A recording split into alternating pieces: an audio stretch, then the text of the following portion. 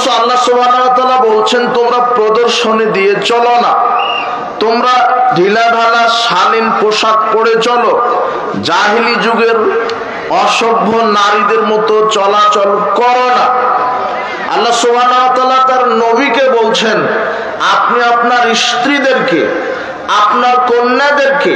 মুমিন নারী পুরুষদেরকে বলুন তারা যেন চলার সময় শালীন জালাবি পোশাক পরিধান করে চলে, যেই পোশাক পরলে পরপুরুষের সামনে তার দেহ, তার শারীরিক অঙ্গ প্রকট হয়ে উঠবে না, এমন পোশাক পরাতে হবে। তাই যারা জিম্মেদারি নিয়েছেন স্ত্রীর উপরে স্বামী হিসেবে, যারা জিম্মেদারি নিয়েছেন বোন হিসেবে ভাই, ভাইয়ের উপরে, যারা জিম্মেদারি নিয়েছেন মেয়ে হিসেবে বাপ হিসেবে মেয়ের উপরে, যারা জিম্মেদারি নিয়েছেন বোনের উপরে ভাই হিসেবে,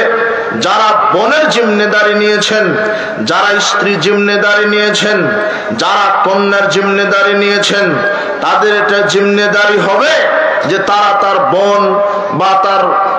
স্ত্রী অথবা তার কন্যাকে শালীন ঢিলাঢালা পোশাক পরাতে বাধ্য করবে। যদি আপনার স্ত্রী, আপনার কন্যা যদি